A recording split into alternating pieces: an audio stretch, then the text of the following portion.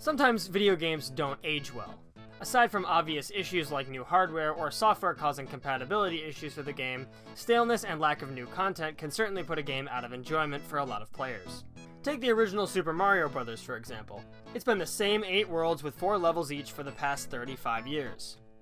Aside from speedrunners or modifications to the game made by hacking, most people who have beaten the original Super Mario Bros. Aren't going to go back and play the game again. This can happen on a much larger scale. MMOs becoming stale due to a lack of new and interesting content has been a problem inherent to the genre for years. Since those games are being promoted more like a service than a regular game, if the service becomes stale, people leave. So what happens when a player base solves a game? What I mean by this is that the player base has boiled the game down into playing in certain optimal ways, with new styles of play not really being adopted since everything is so optimized. While we'll talk about this game a little bit later, Runescape is a perfect example of a game that runs into this problem, so it's easy to define using it. If you go on Google and look up the name of a skill plus guide, you will more than likely find a page telling you the most optimal way to level a skill from 1 all the way to 99. It tells you the most optimized skill training methods for every single facet of the game. The skill leveling process in Runescape has been solved. There is an optimal way to do it and guides to show you how to get it done. This kind of state is very dangerous to a game because it means for existing players the content will stale out very quickly. Why experiment or try new ways to play the game when there's a more optimal way already? It discourages player exploration and studying into the game and will surely lead to people becoming bored of the game and leaving. In addition, new players may not be encouraged by the mountain of guides and players telling them to play in the most optimized way because otherwise they're wasting time. Today we'll look at 3 games that have approached this problem in different ways.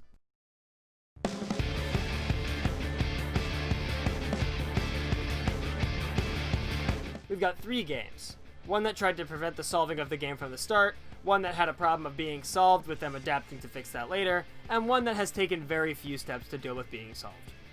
As a word of note, if you enjoy playing any of the games I speak negatively of, that's great. Even games that are largely solved can still have dedicated player bases, and I am not here to tell you that you have to dislike a game you enjoy playing. The first game I want to talk about is the aforementioned Runescape. In this case specifically, Old School Runescape. Old School Runescape is a re-release of the 2007 version of Runescape during what was largely considered the best version of the game by some of the player base. Right off the bat, Old School Runescape, or OSRS, was going to have this problem. It's a version of the game that was perfected by its player base during the peak of its popularity.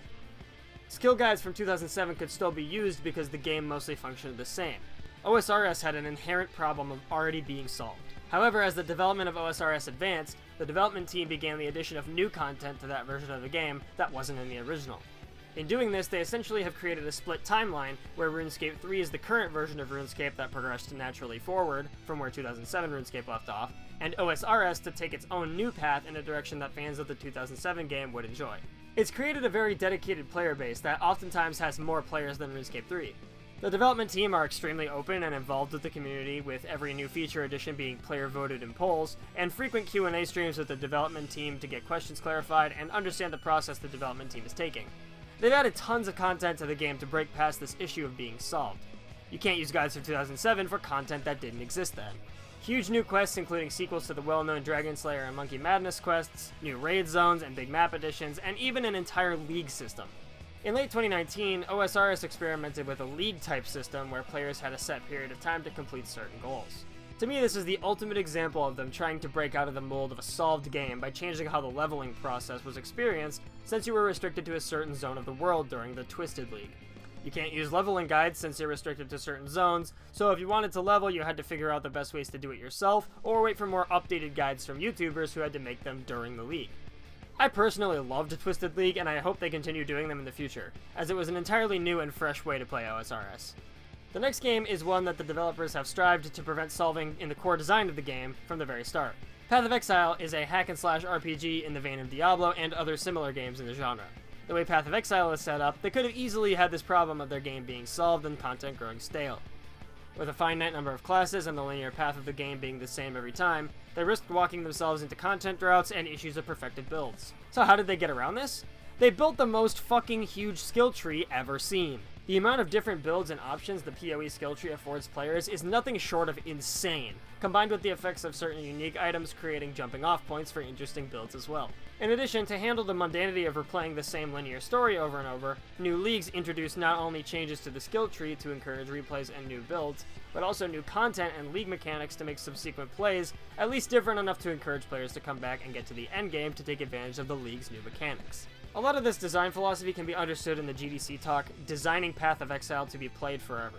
It's a really interesting talk, and I highly recommend giving it a watch if you're a fan of Path of Exile or are interested in understanding how a game like PoE is designed. The final game for this video is one that is not taking many steps at all to prevent being solved. World of Warcraft Classic was released in 2019, and since then has been taking a very simple approach to its content cycle. As of the recording of this video, the only content re-released in WoW Classic was all in the original game. No content new to Classic WoW has been added, with the developers instead adopting a method of release allowing players to experience what the original game was like during the rollout of the initial patches. While I think this is a great approach for players who never played Classic WoW or old players wanting to relive some nostalgia, I believe this design path is extremely bad for the longevity of Classic WoW as a standalone game. Classic WoW, as of right now, stands where OSRS once stood at the beginning of its life. A snapshot in time of a version of an MMO that a certain chunk of the player base prefers over the current game. However, without a plan of how to approach content in the future beyond the re-release of Classic WoW patches, the game is a ticking time bomb. Players are still speculating whether the game will stop at the end of Classic, whether it will go the route of OSRS, adding new content to the game adjacent to the game's original content, or whether they'll attempt to re-release old expansions in a similar vein of Classic WoW. If they choose not to update the game beyond the end of Classic, the game is essentially waiting to die, and the players don't know that yet, since Blizzard hasn't said which direction the game is going.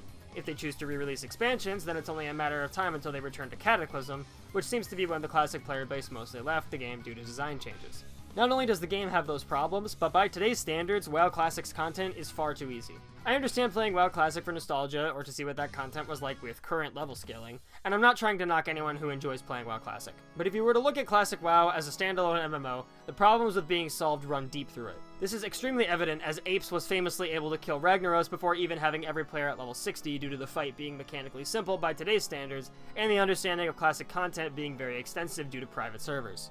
Looking at WoW Classic as anything other than a vessel for nostalgia or trying out old current content leads to an issue of a lack of meaningful new experiences, and in my opinion, if Blizzard desires to keep that game going beyond Classic, they need to go the same route as OSRS and add some original content to the old style of the game to appease old and new players alike. If Blizzard doesn't want to do that and wants to keep a pure Classic experience, that's fine, but I think they should have been clear about that from the very get-go so that players know if they're getting invested into what could end up being a quickly dead game. Dealing with solved video games is a unique challenge that has many different approaches and aspects, but handling properly can give your game massive longevity. Games like Path of Exile and OSRS have been played for years and have extremely dedicated player bases, with developers that understand what the community wants and gives them tons of content to play. I think that other games that are facing these issues could do well to follow their example to create games that can last a very long time, and it'll be interesting in the future to see how games going the path of being solved handle that situation and come out the other side, or don't. Thanks for watching. Check out my Twitter and my Twitch. Links are in the description below. I'm finally back, guys. I've moved to my new house. I'm all unpacked, my computer setup is back, and I'm back on the content production cycle. I highly recommend checking out my Twitch channel in the next few weeks, as I'm starting work on what will be a pretty big project for the YouTube channel. But if you want to get ahead of the curve and kind of see what it's going to be beforehand, then definitely stop by on the stream, and you'll get a sneak peek of what that's going to be. If you like this video, don't forget to like and subscribe, and I'll see you guys next time.